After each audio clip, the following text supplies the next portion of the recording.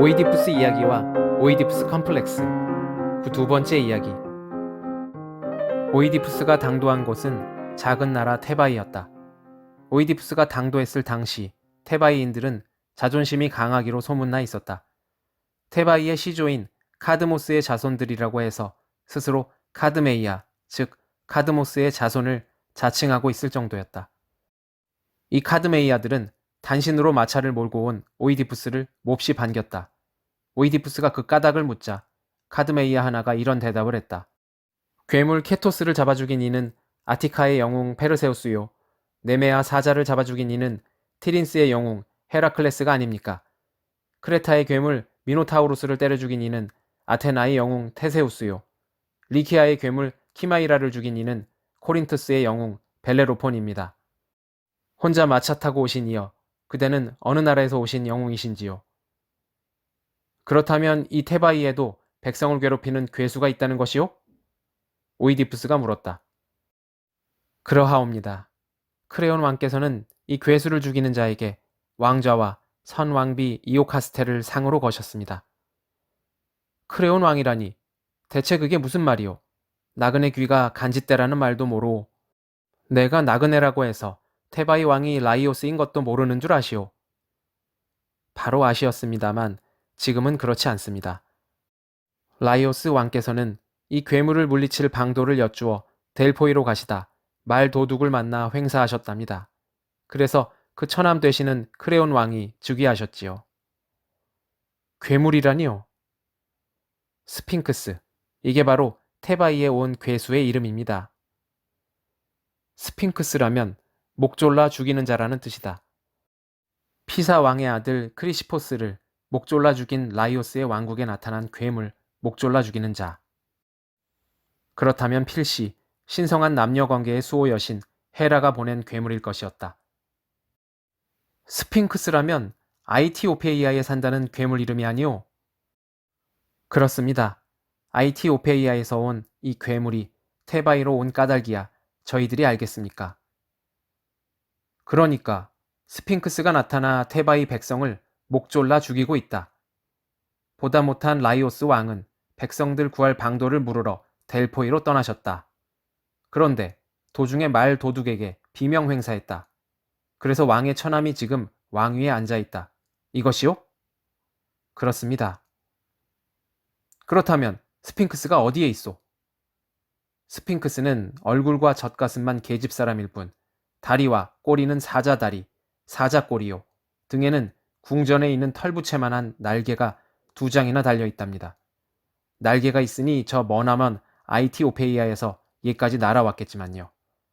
지금은 피키온산의 신전기둥 중 하나를 골라 그 위에 회를 틀고 앉아있을 것입니다. 회를 틀고 앉아있다면 괴수라고 부를 것도 없지 않소. 그게 그렇지가 않습니다.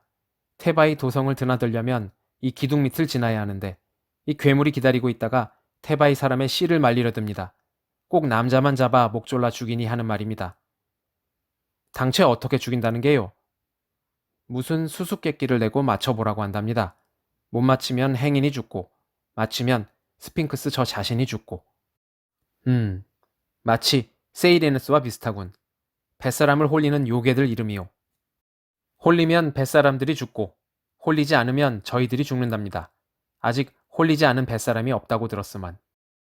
마찬가지입니다. 그래서 크레온 왕께서는 왕좌와 선 왕비이신 이오카스테를 상으로 걸고 이 괴물을 요절낼 영웅을 찾고 있는 것이지요. 그래, 어떤 수수께끼를 내더랍니까? 그거야 저희도 모르지요. 그 앞에 서본 사람 아니고는 들은 사람이 없고 서본 사람 중엔 산 사람이 없으니까요. 오이디푸스는 테바이 백성과 긴 대화를 마치고 피키온산으로 향했다. 테바이 사람에게서 들었던 대로 얼굴과 가슴만 계집 사람의 것일 뿐 다리와 꼬리는 사자의 것, 날개는 새의 것을 단 요망한 스핑크스가 기둥 위에 앉아 있었다. 오이디푸스는 짧은 창 한 자루만 들고 갔다. 스핑크스를 찌르기 위해 들고 갈 만큼 오이디푸스는 어리석지 않았고 창은 그럴 만큼 길지도 않았다. 오이디푸스가 다가가자 스핑크스는 요상한 새 우는 소리로 델포이 신탁만큼이나 앞도 없고 뒤도 없고 뿌리도 입도 줄기도 없는 한마디를 불쑥 내어놓았다. 무엇이냐? 땅 위에 네 발로 걷는 것이 있다. 무엇이냐? 이름이 같은데 두 발로도 걷는다. 무엇이냐? 이름이 같은데 세 발로도 걷는다. 무엇이냐? 오이디푸스는 화살처럼 날아드는 무엇이냐에 괴념하지 않으려고 눈을 감았다. 인간에게는 적어도 그 시절 인간에게는 너무 어려운 수수께끼였는지도 모른다. 하지만 델포이 신전 문 앞에서 이런 생각을 해본 경험이 있는 오이디푸스가 외쳤다. 바로 인간이구나. 인간이 태어나 바닥을 길 때는 네 발이요. 자라서 걸을 때는 두 발이며 늙어서 허리는 구부러지고 두 다리로 무게를 다 받지 못할 때는 앞으로 쏠리는 무게를 지팡이로 받으니 세 발이다. 오이디푸스의 말이 끝나기가 무섭게 요물은 기둥 위에서 거꾸로 떨어지며 석판 바닥에다 머리를 찍고 죽었다. 스핑크스의 수수께끼는 그것으로 끝났다.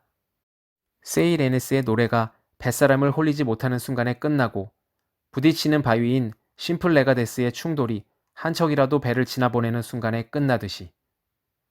자, 오이디푸스와 스핑크스의 겨루기가 오이디푸스의 깔끔한 승리로 끝났으니 이제 오이디푸스에게 테바이 왕국의 왕좌는 그야말로 따놓은 당상이다. 그런데 오이디푸스가 왕좌를 차지하는 것은 좋은데 왕비 이오카스테까지 차지한 것은 아무래도 운명의 장난이라고 해야 할 것 같다. 어쨌든 오이디푸스는 테바이의 왕위에 올라 선 왕비 이오카스테의 베개를 나누어 베었다. 이로써 오이디푸스는 테바이의 현자가 되는 한편 온 세상에서 가장 어리석은 왕이 되었다. 오이디푸스가 테바이의 진짜 현자였다면 스핑크스의 수수께끼를 풀어냄으로써 스핑크스를 죽이는 데 만족하지 않고 수수께끼의 답이기도 한 인간의 운명을 인간의 보편적인 운명 혹은 오이디푸스 자신의 운명으로 마땅히 인식했어야 옳을 일이었다. 그러나 오이디푸스는 스핑크스의 죽음과 함께 저 자신의 죽음이 시작되고 있다는 걸 알지 못한 어리석은 왕, 인간의 운명을 저 자신의 운명으로 살게 될 것임을 알지 못한 어리석은 왕이었다. 젊은 오이디푸스 왕과 중년의 왕비 이오카스테가 다스리던 테바이는 선왕의 횡사와 스핑크스의 재앙이라는 이중의 어둠에서 헤어나 날로 번성하는 것 같았다. 겉으로 보기에는 그랬다.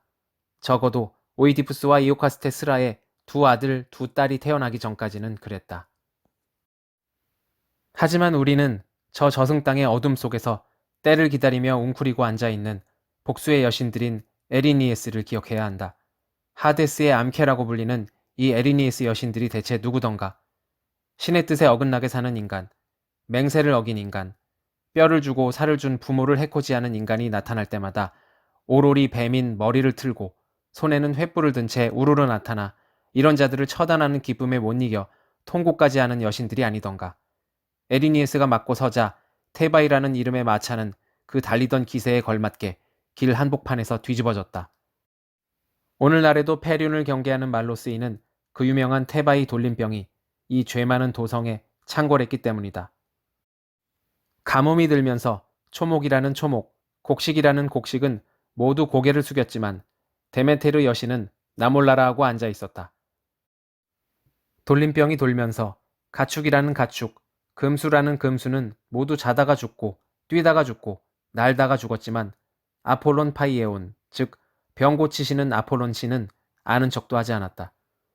이어서 돌림병이 곡물과 초목, 가축과 금수에 기대고 사는 인간을 치자 오이디푸스 왕을 찬양하던 노래는 곧 역질로 죽은 자를 애도하는 곡성으로 바뀌었다.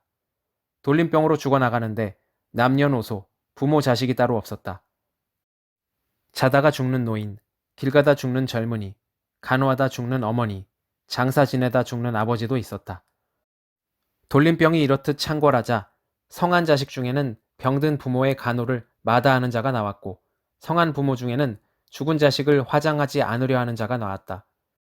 그러나 병든 부모 자식은 괴질이 죽였고 간호와 화장을 마다하는 부모 자식은 에리니에스 여신들이 그냥 두지 않았다. 백성들 불어나는 재미에 저승신 하데스만 희희낙낙했다. 불행 중 다행으로 초목이 말라 죽은 뒤끝이어서 뗄나무는 넉넉했다. 뗄나무가 넉넉했으니 화장하기가 좋았고 뗄나무만큼이나 화장할 주검 또한 넉넉하여 테바이 땅은 오랜 연기에 덮여 있었다. 오이디푸스 왕은 선왕 라이오스의 처남이자 이제는 자기 처남이 된 크레온을 델포이로 보내어 아폴론 신의 뜻을 물어오게 하는 한편 테바이 궁성에다 제단을 쌓고 제물을 차린 뒤 향을 피웠다. 오래지 않아 델포이로 갔던 크레온이 아폴론 신의 뜻을 받아왔다. 제단에서 크레온을 마중하던 제관이 오이디푸스 왕에게 그 소식을 전했다. 전하, 크레온께서 오셨습니다. 저는 그분께서 쓰신 월계관에 월계수 열매가 달려있는 것을 보았습니다. 이는 아폴론 신의 뜻이 그분께 내리셨다는 징표입니다. 오이디푸스가 반갑게 크레온을 영접하고 델포이에서 들은 아폴론의 뜻을 묻자 크레온이 대답했다. 스핑크스의 수수께끼, 지옥의 문을 부수어버린 분이시여. 아폴론 신께서는 이 돌림병의 재앙, 테바이를 덮친 또 하나의 재앙을 부술 방도를 왕께 일러주셨습니다. 수고가 많았소. 공포와 희망 사이에서 맴돌게 하지 말고 어서 그 방도라는 것을 말하시오. 전하, 귀가 많은 것이 괜찮으시다면 이 자리에서 말씀드리겠습니다. 그렇지 않으시다면 귀를 물리소서. 크레온이여, 제관들의 귀는 곧 카드모스 신민들의 귀올시다. 내게는 카드모스 자손의 귀를 두려워해야 할 까닭이 없습니다. 그러면 말씀드리겠습니다. 아폴론 신께서 맡기신 뜻은 이렇습니다. 테바이 한복판에 불결한 자가 있어서 돌림병을 불러들였다. 이 불결한 자를 제거하면 하데스의 문이 닫힐 것이다. 불결한 자라는 말이 무슨 뜻이오? 죽여서는 안 될 자를 죽인 자, 묻혀서는 안 될 피를 그 손에 묻힌 자입니다. 죽여서는 안 될 자는 누구이고 죽인 자는 또 누구입니까? 아폴론 신전 여사제 피티아는 그 피가 라이오스의 피라고 하더이다. 라이오스 왕께서는 말도둑 손에 목숨을 잃었다고 하더이다. 그것이 언제적 일이오? 우리가 무슨 수로 지금 그 말도둑을 처단할 수 있겠소? 라이오스께서는 어디서 목숨을 잃으셨지요? 산이던가요? 들이던가요? 델포이로 가시던 중 산중에서 목숨을 잃으셨다고 하더이다. 동행자들 중에 살아있는 자가 있소? 하나 있기는 하나 후환이 두려운지 테바이 땅에 그 소식만 전하고는 자취를 감추었다고 합니다. 테바이 사람 중에 도둑을 교사할 만한 자는 없소? 라이오스 왕의 죽음으로 큰 득을 볼 자가 없냐는 말이오. 있다면 그 자가 필시 이 일을 꾸몄을 것이오. 전하, 라이오스 왕이 변을 당한 뒤 저 크레온이 잠시 왕위를 지켰습니다. 저를 염두에 두신 것은 아니시겠지요? 제가 스핑크스를 깨트리신 왕께 왕좌와 왕비를 바친 것을 잊지 마소서. 우리 중에는 아직 죄인인 자가 없듯이 결백한 자도 없소. 전하, 테이레시아스를 아시지요? 조짐을 읽는 자를 아시지요? 아폴론 신 다음으로 앞일을 잘 보는 인간입니다. 이 자는 장님입니다. 저는 델포이로 떠나기 전에 몇 번 이 자를 부르러 사람을 보냈습니다만 아폴론 신의 뜻이 전해진 연후에 조짐을 읽어주겠다면서 제가 보낸 사람을 되돌려 보낸 자입니다. 제가 아폴론 신의 뜻을 듣고 온 다음이니 이제는 이자도 거절하지 못할 것입니다. 테이레시아스는 미소년 나르키소스를 보는 순간 자기 자신의 모습만 보지 않으면 오래 살 아이라고 그 운명을 한마디로 예언했던 테바이의 예언자였다.